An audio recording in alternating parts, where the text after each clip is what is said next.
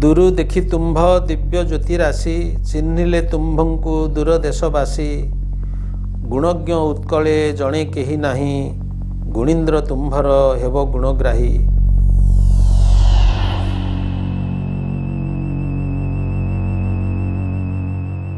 ज्ञान जगतर जड़े उज्जवल ज्योतिष्क से किए ही गुणी व्यक्ति जी ग्रह नक्षत्र सह खेलुथिले कौन तांकर अवदान।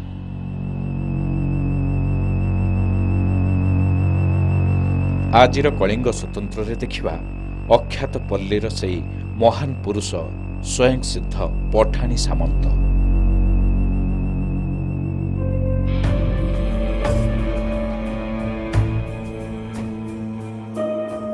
बंदई पठाणी शांते तुम्भ श्रीचरण खंडपड़ा मंडल रे अमूल्य रतन नुह तुम्भे सिंहासने लग्न झुटा मोती ज्ञान सिंहासने सदा स्थिर तुम्भमती से कीर्ति उड़ाई देल भारत मध्यरे राजा माने न देखिबे स्वपन रे थरे।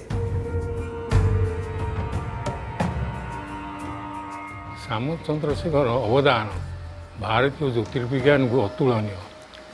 तांकर साधान्य तांकर साधना मध्य असाधारण। महामहोपाध्याय चंद्रशेखर सिंह सामंत हरिचंदन महापात्र जहाँ को कि सारा ओडिशा आज पठाणी सामंत नाम रे जानती। ओडिशार ज्योतिष्क कहले अत्युक्ति हेब नाही। सामंत चंद्रशेखर सारा ओडिशा को परिचय दे नाहंती केवल ज्योतिष शास्त्र रे तांकर जो अवदान से सी विश्वविख्यात होइचंती। किंतु तांकर जीवनी तांकर कार्यधारा को देखिले से जने महान वैज्ञानिक से कथा हमें अनुमान करने कष्टकर होते। तांकु यूरोप महादेशर महान ज्योतिर्विज्ञानी टाइको ब्राहेन अधिक भाव में तुलना करा जायतला। मैंने दुनिया के साइंटिस्ट के बारे में पढ़ा है, बड़े बड़े वैज्ञानिकों के बारे में, लेकिन सामंत चंद्रशेखर जैसी एग्जाम्पल मैंने देखी नहीं और दुनिया में नहीं देखी। I am telling you honestly, I am telling you. I am not saying कि वो सामंत चंद्रशेखर दुनिया के ग्रेटेस्ट साइंटिस्ट है, no, but he was probably one of the best experimental scientists of the world, I will say. बोध हुए जुग पर जुग बीती गले एमिति जने जने जोग जन्मा जन्म हुअंती। जानिबा पई आसंतो जिबा नयगढ़ जिला खंडपड़ा को। 1835 मसीहा डिसेम्बर 13 तारिख पौष मास कृष्ण पक्ष अष्टमी तिथि रे जन्म नैथिले चंद्रशेखर। राजवंशरे तांकर जन्म सांगिया थिला सिंह। खंडपड़ा राजवंशर श्यामबंधु सिंह सामंत एवं माँ विष्णुमाला देवी पुओ हेउछंती सामंत चंद्रशेखर।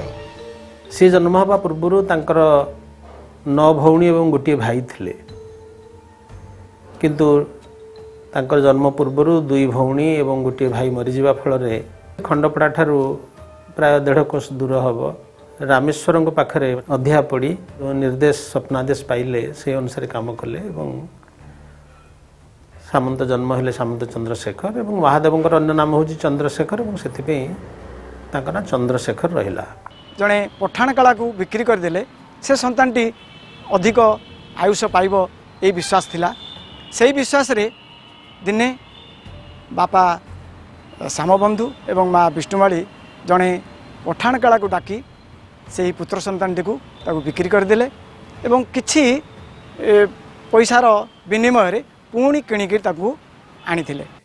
सेथिपाई तांको डाकना होइथिला पठाणी। पर से पठाणी सामंत भावे परिचित हेले। तेबे एहाकु नै भिन्न मत मध्य रहिछि। तेबे एतिकी बड़ कथा समस्त सुनंती जे से प्रथम पिला बेले गोटे दिन बेले तारा देखिले।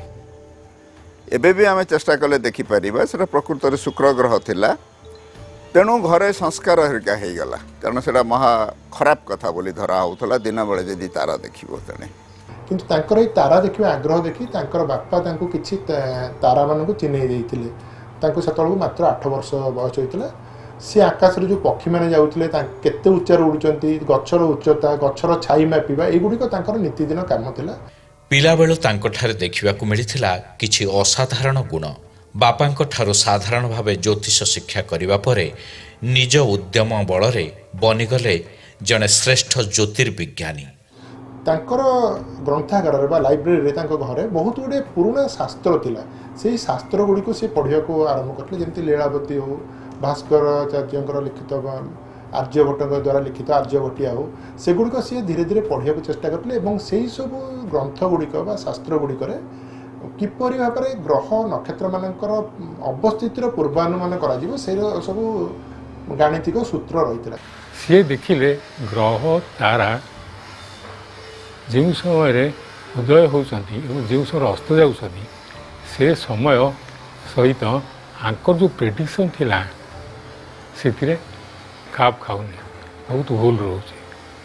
ଅନେକ ଥର ଅବଜର୍ଭେସନ୍ କରିସାରିଲା ପରେ ସେଇ ସିଦ୍ଧାନ୍ତରେ ପହଞ୍ଚିଲେ ଯେ ଆମର ଆନ୍ସିଏଣ୍ଟ ଶାସ୍ତ୍ରମାନଙ୍କରେ ଭୁଲ ରହିଛି, ସେ ଭୁଲକୁ ସଂଶୋଧନ କରିବାକୁ ଚାହିଁଲେ। ତାଙ୍କୁ ଯେତେବେଳେ 15 ବର୍ଷ ବୟସ ହୋଇଯାଇଥିଲା ସେତେବେଳକୁ ସେ ପୁରା ସ୍ଥିର ନିଶ୍ଚିତ ହୋଇଗଲେ ଯେ ଗ୍ରନ୍ଥମାନଙ୍କରେ ଭୁଲ ରହିଛି ଏବଂ ତାକୁ କିପରି ଠିକ୍ କରାଯିବ ତାର ଗୋଟିଏ ସୂତ୍ର ବାହାର କଲେ। ଆଉ ସେହି ବୟସରୁ ସେ ଆରମ୍ଭ କରିଦେଇଥିଲେ ସିଦ୍ଧାନ୍ତ ଦର୍ପଣ ପାଇଁ ଲେଖାଲେଖି, ଯାହା ଜ୍ୟୋତିର୍ବିଜ୍ଞାନ ତଥା ଜ୍ୟୋତିଷ ଶାସ୍ତ୍ରର ଏକ ମହାନ ଗ୍ରନ୍ଥ। उस समय एम्पिरिकल फार्मूला होते थे, एंशिएंट एस्ट्रोनॉमी एम्पिरिकल फार्मूला होते थे जो लोगों ने ग्रहों चंद्रमा वगैरह के गति देखकर फार्मूले बनाए थे। 15 साल का लड़का वो फार्मूले देखता है, कहता है मैं इन्हें टेस्ट करूंगा ऑब्जर्वेशन से। ये उनके अंदर टाइप कहाँ से आई? दीर्घ 20 वर्ष धरी रचना करिबा परे 34 वर्ष बयसरे 2500 श्लोक सहित सिद्धांत दर्पण रचना शेष करथिले। ଯୋଗେଶ ଚନ୍ଦ୍ର ରାୟ ତାଙ୍କର ସାଙ୍ଗସାଥୀ ନେଇକରି ଯାଇ ତାଙ୍କୁ ଭେଟିଲେ। ସେ ତାଳପତ୍ର ପୋତିକି ବାହାର କରିକିରି ତାକୁ ଦେବନାଗରୀ ସ୍କ୍ରିପ୍ଟରେ ଲେଖି କଲିକତାର ଗୋଟେ ପ୍ରେସ୍ରେ ପବ୍ଲିଶ କରାଇଲେ। 1899ରେ ସେ ବହି ବାହାରିଲା ସିଦ୍ଧାନ୍ତ ଦର୍ପଣ।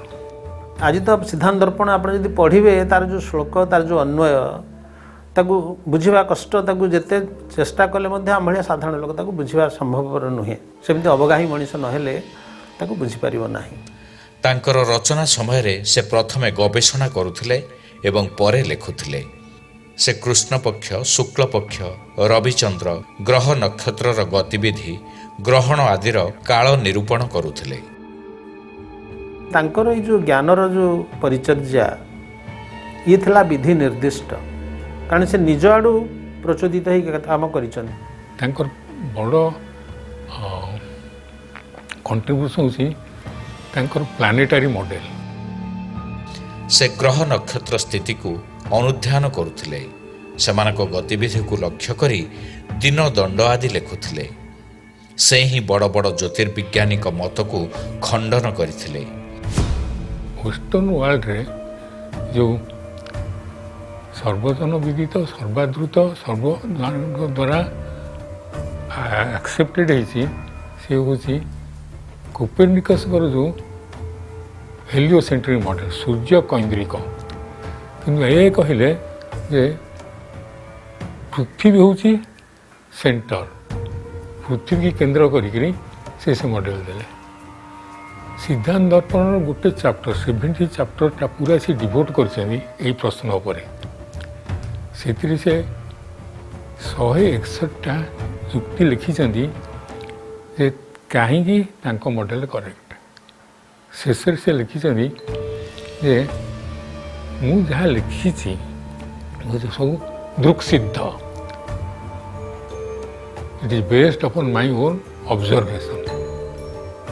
तांकर ही सिद्धांत को नहीं सारा विश्व रे चर्चा सृष्टि होइथिला।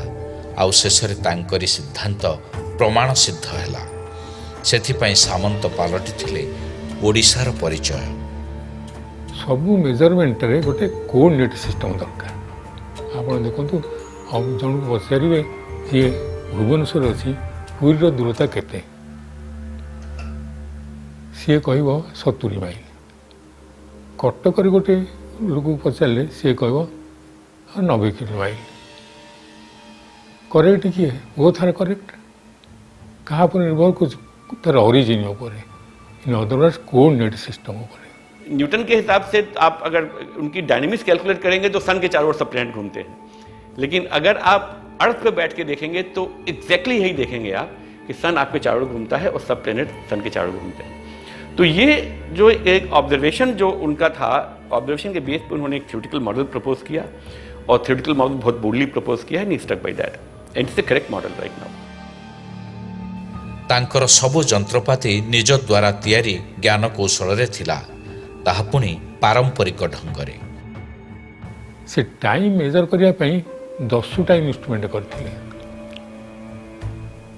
ଆଙ୍ଗେଲ ମେଜର କରିବା ପାଇଁ ସେମିତି ଇନଷ୍ଟ୍ରୁମେଣ୍ଟ ସବୁ କରିଥିଲେ, ଛୋଟ ଛୋଟ ଇନଷ୍ଟ୍ରୁମେଣ୍ଟ। ପଠାଣି ସାମନ୍ତ ଗୋଟିଏ କି ଦୁଇଟି ନୁହେଁ, ଅନେକ କ୍ଷୁଦ୍ର ଯନ୍ତ୍ର ତିଆରି କରିଥିଲେ। ନିଜର ଗବେଷଣା ପାଇଁ ସେ ଅନେକ କିଛି ରାସ୍ତା ଖୋଜି ନେଇଥିଲେ ଛାଇ ଆଲୁଅର ଖେଳରୁ। ସେହିସବୁ ଯନ୍ତ୍ର ଦେଖିଲେ ଏବେ ବି ଆଶ୍ଚର୍ଯ୍ୟ ଲାଗେ। ସେ ସାଧାରଣ କାଠ ବାଉଁଶକୁ ନେଇ ଯେଉଁ ଯନ୍ତ୍ରପାତି କରିଥିଲେ ସମୟ ମାପିବା ପାଇଁ, ତାର ପ୍ରଥମଟି ଥିଲା ସୂର୍ଯ୍ୟ ଘଡ଼ି। ସୂର୍ଯ୍ୟ ଘଡ଼ିଟିଏ କହିଲେ ଆମର ଯେଉଁ ଗୋଟିଏ ସାଧାରଣ ଗୋଟିଏ କାଠ ଖଣ୍ଡେ ଯେଉଁଟାକି ତ୍ରିଭୁଜ ଆକାରର ଗୋଟିଏ ଭୂଲମ୍ବ ଭାବରେ ରହିଛି ଏବଂ ଏଇ ଯେଉଁ କୋଣଟି ରହିଛି ସେଇ କୋଣଟି ହେଉଛି ସେଇ ସ୍ଥାନର ଲାଟିଚ୍ୟୁଡ୍ ବା ଅକ୍ଷାଂଶ ବୋଲି ଆମେ କହିପାରିବା। ତ ସେଇ ଯେଉଁ ଛାଇକୁ ଦେଖିକିରି, ସେ ଯେଉଁ ପଡ଼ୁଥିବା ଛାଇକୁ ଦେଖିକିରି ସମୟ ନିରୂପଣ କରୁଥିଲେ। ଆଉ ତାଙ୍କର ଆଉ ଗୋଟିଏ ବଡ଼ ଭଲ ଯନ୍ତ୍ର ଥିଲା ଚାପ ଯନ୍ତ୍ର, ସେଇଟା ମଧ୍ୟ ସମୟ ନିରୂପଣ କରିବା ପାଇଁକା ବ୍ୟବହାର କରାଯାଉଥାଏ। ସେଇଟା ଗୋଟେ ଚାପ ଭଳିଆ ହେଇଥିବାରୁ ତାକୁ ଚାପ ଯନ୍ତ୍ର କୁହାଯାଏ। ଚାପ ଯନ୍ତ୍ର ଛଡ଼ା ସେମାନେ ଆଉ ଗୋଟିଏ ଘଡ଼ି ବ୍ୟବହାର କରୁଥିଲେ ଯେଉଁଟାକି ଚକ୍ର ଯନ୍ତ୍ର ବୋଲି କୁହାଯାଉଥିଲା। ସେଇଟା ମଧ୍ୟ ଠିକ୍ ସେଇଭଳିଆ ଗୋଟିଏ ଚକ୍ର ଯନ୍ତ୍ରକୁ ନେଇ ଗୋଟେ କାଠିଟିକୁ ଦେଲେ ସେ ତାର ଛାଇଟି ଏ ଉପରେ ପଡ଼ିଥାଏ। ଏଗୁଡ଼ିକ ସବୁ ପ୍ରାୟ ଥିଲା ସମୟ ମାପିବାର ଯନ୍ତ୍ର, ସମୟ ଜାଣିବାର ଯନ୍ତ୍ର ଆମେ କହିପାରିବା। ଆଉ ତାଙ୍କର ଦୁଇଟି ସବୁଠୁ ଭଲ ଯନ୍ତ୍ର ଥିଲା ଯେଉଁଟାକି ଯାହା ଦ୍ୱାରା ସେ ଦୂରରେ ଥିବା ବା ଆକାଶରେ ଥିବା ବସ୍ତୁମାନଙ୍କର କୌଣିକ ଦୂରତା ମାପୁଥିଲେ, ଗଛର ଉଚ୍ଚତା ମାପୁଥିଲେ। ତାଙ୍କର ମୋଷ୍ଟ ଫେମସ୍ ଯନ୍ତ୍ର ହେଉଛି ମାନ ଯନ୍ତ୍ର। ଗୋଟେ ଟି ଭଳିଆ ତା ସେପ୍ ଖଣ୍ଡେ କାଠି ଆଉ ଖଣ୍ଡେ କାଠି ମଝିରେ ଲାଗିଛି, ତାରି ଦିହରେ ସେ କାଟିକିରି କରିଥିଲେ, ସେଇଥିରେ ସେ ଆଙ୍ଗେଲ ଡିଷ୍ଟାନ୍ସକୁ ମେଜର କରୁଥିଲେ। ମାନ ଯନ୍ତ୍ର ହେଉଛି ଟି ଆକାରର ଗୋଟିଏ ଦୁଇ ଖଣ୍ଡି କାଠି ମାତ୍ର ଏବଂ ତାର ବିଭିନ୍ନ ପ୍ରକାର ଦାଗ ସବୁ ରହିଛି। ଆମେ ଯେକୌଣସି ଗୋଟିଏ ଜିନିଷ ଏଇଟାକୁ ପିଲାମାନଙ୍କୁ ଆମେ ଆଗରୁ ଦେଖେଇଛୁ, ଜଣେଇଛୁ ମଧ୍ୟ, ପିଲାମାନେ ଏହାକୁ ବ୍ୟବହାର କରି ତାଙ୍କ ସ୍କୁଲର ବିଲ୍ଡିଂର ଉଚ୍ଚତା ହେଉ, ଦୂରରେ ଥିବା ପାହାଡ଼ର ଉଚ୍ଚତା ମଧ୍ୟ ମାପିଛନ୍ତି। ମାତ୍ର କେଇ ଖଣ୍ଡି କାଠି ହିଁ ଥିଲା ତାଙ୍କର ସବୁକିଛି। ସେଥିରେ ସେ ଅନେକ ଦୂରରୁ ବସି ପାହାଡ଼ର ଉଚ୍ଚତା ମଧ୍ୟ ମାପି ଦେଉଥିଲେ। ଏଇ ଯେଉଁ ଧନୁର୍ ଯନ୍ତ୍ରଟି ରହିଛି ତାକୁ ନେଇ ମଧ୍ୟ ଗୋଟେ ବଢ଼ିଆ ଲୋକକଥା ରହିଛି, ଯେଉଁଟାକି ହେଲା ପଠାଣି ସାମନ୍ତଙ୍କର ଯେଉଁ କାର୍ଯ୍ୟକୁ ପ୍ରକୃତରେ ଆମର ରେଭେନ୍ସା କଲେଜର ଯୋଗେଶ ଚନ୍ଦ୍ର ରାୟ ସାମ୍ନାକୁ ଆଣିଥିଲେ। ସିଏ ପଠାଣି ସାମନ୍ତଙ୍କୁ ପରୀକ୍ଷା କରିବା ପାଇଁକା ଯେତେବେଳେ ରେଭେନ୍ସା କଲେଜ ଆସିଥିଲେ, କଟକ ଆସିଥିଲେ, ଆକାଶରେ ଦେଖାଯାଉଥିଲା ଦୁଇଟି ଗ୍ରହ ଶୁକ୍ର ଏବଂ ବୃହସ୍ପତି, ତ ତାଙ୍କ ଭିତରେ ଥିବା କୌଣିକ ଦୂରତା ମାପିବାକୁ କହିଥିଲେ। ତ ସିଏ ଏଇଭଳିଆ ଗୋଟେ ଯନ୍ତ୍ର ସାଙ୍ଗେ ସାଙ୍ଗେ ନିଜ ହାତରେ ତିଆରି କଲେ। ଗୋଟେ ବାଉଁଶ ଖଡ଼ିକା କାଠି ଆଣିଲେ, ସୂତା ବାନ୍ଧିଦେଲେ, ଏମିତି ଗୋଟେ କାଠି ଲଗେଇକିରି ସେ ତାକୁ ଦେଖିକିରି କହିଥିଲେ ଯେ ତାଙ୍କ ଭିତରେ କୌଣିକ ଦୂରତା ରହିଛି 6 ଡିଗ୍ରୀ ବୋଲି। ବହୁତ ସରଳ ଭାବରେ ସାଙ୍ଗେ ସାଙ୍ଗେ ସେଇଠି ତିଆରି କରି କହିଥିଲେ। ତ ସେଇ ଯେଉଁ ଦୃଷ୍ଟାନ୍ତ ଦେଖି ଯୋଗେଶ ଚନ୍ଦ୍ର ରାୟ କହିଥିଲେ ଯେ ନାଇଁ, ପ୍ରକୃତରେ ଏଇ ଯନ୍ତ୍ରପାତିର କିଛି ମୂଲ୍ୟ ଅଛି ଏବଂ ତାଙ୍କର ସାମନ୍ତଙ୍କର କାର୍ଯ୍ୟରେ କିଛି ନୂତନତ୍ୱ ରହିଛି। ଗ୍ରହ ନକ୍ଷତ୍ରର ସ୍ଥିତିର ସଠିକ୍ ନିର୍ଣ୍ଣୟ ମଧ୍ୟ କରିପାରୁଥିଲେ। ତାଙ୍କ ଭଳି ଦେଶୀ ବୈଜ୍ଞାନିକ ବୋଧହୁଏ ଆଉ କେହି ସୃଷ୍ଟି ହୋଇନାହାନ୍ତି କି ହେବେ ବି ନାହିଁ। ये आदमी पैदाइशी जन्म से एक एक्सपेरिमेंटल साइंटिस्ट था। इसके अंदर की ड्राइव थी कि जो भी पढ़ा है उसको ऑब्जर्वेशन में टेस्ट करना है। इससे बड़ा एक एक्सपेरिमेंटल साइंटिस्ट की एग्जाम्पल हो ही नहीं सकती मेरे हिसाब से। गभीर आग्रह मूल कथा, तापर अध्यवसाय, तांकर जो धैर्य, कारण सबू ग्रह सबुदिन देखा जीवेनी, सबू समय पाग ठीक रही, से सबको जगी रखिकी से वर्ष वर्ष धरी जो पर्यवेक्षण कले, तथ्य आहरण कले, सेटा सबुठ बड़ कथा। ସେଇଥିପାଇଁ ତ କହିଛନ୍ତି ରାଧାନାଥ ରାୟ ଯେ ସିଦ୍ଧାନ୍ତ ଦର୍ପଣ ହେବ ନାହିଁ ଲୟ, ନର ଦେହେ ଥିବ ଯାବତ ହୃଦୟ। ଯାବତ ହୃଦୟ ଥିବା ମାନେ ଯେତେ ପର୍ଯ୍ୟନ୍ତ ଆମ ମଣିଷ ଜାତି ଅଛି ସେ ପର୍ଯ୍ୟନ୍ତ ସିଦ୍ଧାନ୍ତ ଦର୍ପଣର ଗଣନାଟା ଆମ ସାଥିରେ ରହିବ ଏବଂ ରହିଛି ବି। ତାଙ୍କୁ ସମ୍ମାନ ଜଣାଇ ଭୁବନେଶ୍ୱରଠାରେ ପଠାଣି ସାମନ୍ତ ପ୍ଲାନେଟୋରିୟମର ପ୍ରତିଷ୍ଠା ହୋଇଛି। ହେଲେ ଅନେକ ଭୁଲିଯିବେଣି କି ଶ୍ରୀକ୍ଷେତ୍ରରେ ପ୍ରଭୁ ଶ୍ରୀଜଗନ୍ନାଥଙ୍କର ସମସ୍ତ ନୀତିକାନ୍ତି ହୁଏ ତାଙ୍କରି ଦ୍ୱାରା ଆରମ୍ଭ ହୋଇଥିବା ଜ୍ୟୋତିଷ ପଦ୍ଧତିରେ, ଯାହା ସାମନ୍ତ ପଞ୍ଜିକା ଭାବେ ଏବେ ବି ପ୍ରଚଳିତ। ପୁରୀ ରଜା ସେ ଚିନ୍ତାରେ ଥିଲେ କେଉଁ ପାଞ୍ଜିକି ବ୍ୟବହାର କରି ସେ ଜଗନ୍ନାଥ ମନ୍ଦିରର ପୂଜା ପାଠ ନୀତିକାନ୍ତି ସ୍ଥିର କରିବେ। ସେ ଗୋଟିଏ କନଫରେନ୍ସ କଲେ ଏ 1869-70 ସେଥିରେ ବନାରସର ପଣ୍ଡିତମାନେ ଆସିଲେ, ଅଲ୍ ଓଭର୍ ଇଣ୍ଡିଆରୁ ସେମାନଙ୍କୁ ଇନଭାଇଟ୍ କରିଥିଲେ। ସେମାନେ ତାକୁ ତର୍ଜମା କରିକି ୟୁନାନିଭର୍ସଲି ରେକମେଣ୍ଡ କଲେ ଯେ ଏହି ସିଦ୍ଧାନ୍ତ ଦର୍ପଣର ପ୍ରେଡିକ୍ସନ୍ ଅନୁଯାୟୀ ଯେଉଁ ପାଞ୍ଜି ହେବ ସେଇ ପାଞ୍ଜି ହିଁ କରେକ୍ଟ। ସେଇଦିନ ଠାରୁ ସେଇ ପାଞ୍ଜି ବ୍ୟବହୃତ ହେଇ ଆସୁଛି। ପୁରୀର ଗଜପତି ରାଜା ତାଙ୍କୁ ଡକାଇ ତାଙ୍କୁ ହରିଚନ୍ଦନ ମହାପାତ୍ର ଉପାଧିରେ ଭୂଷିତ କରିଥିଲେ। ସବୁଠାରୁ ଆଶ୍ଚର୍ଯ୍ୟର କଥା ହେଉଛି ସେତେବେଳେ ଟେଲିସ୍କୋପ ବାହାରି ସାରିଥିଲେ ମଧ୍ୟ ପଠାଣି ସାମନ୍ତ ସେ କଥା ଜାଣିନଥିଲେ। सामंत चंद्रशेखर ने जो अपने इंस्ट्रूमेंट बनाए थे उससे उन्होंने वो मेजरमेंट्स किए जो उस समय की ऑब्जर्वेटरीज करती थी, बड़े बड़े टेलीस्कोप करते थे। लेकिन उनको इसका गर्व नहीं था कि मैंने टेलीस्कोप बीट कर दिया। No, he was not competing. In fact जब हमको मालूम, जब हमने पढ़ा उसके बारे में, उनको जब पहले टेलीस्कोप दिखाया गया उन्होंने ये नहीं कहा कि अरे क्या है ये, तो मैंने भी मेजरमेंट लिया, ये नहीं कहा। He had tears in his eyes कि अगर ये इंस्ट्रूमेंट मेरे पास पहले होता तो। ये बात है, फॉल्स नेशनल नैरेटिव नहीं रखना है।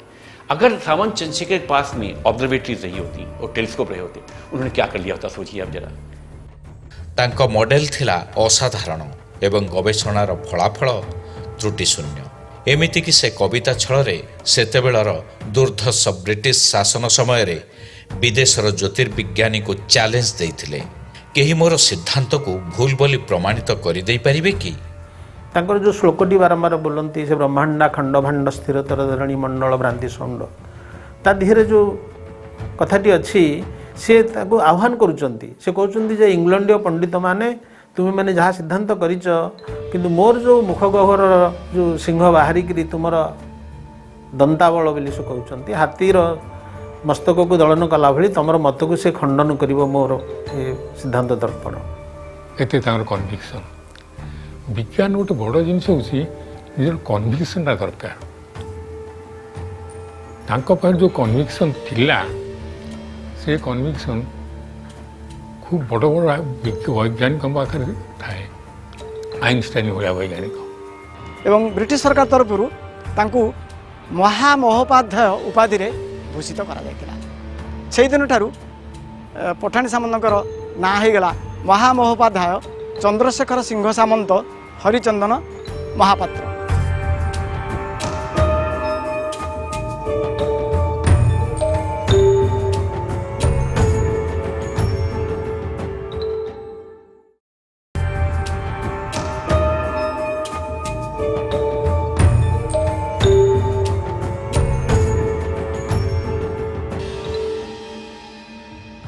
ଉତ୍କଳ ଭାସ୍କର ହେ ଚନ୍ଦ୍ରଶେଖର ଋଷି ପ୍ରଭ ମହାମତି ସିଦ୍ଧାନ୍ତ ଦର୍ପଣେ ଦେଖି ଦେଖାଇଲ ଚନ୍ଦ୍ର ତାରା ଗ୍ରହ ଗତି ସିଦ୍ଧାନ୍ତ ଦର୍ପଣେ ସ୍ୱଦେଶର କୋଷ୍ଠୀ ଦେଖି କର ଏକ ଲୟ କହ କହ କେବେ ଦୁର୍ଦ୍ଦଶା ଏହାର ପାଇବ କି ସତେ କ୍ଷୟ।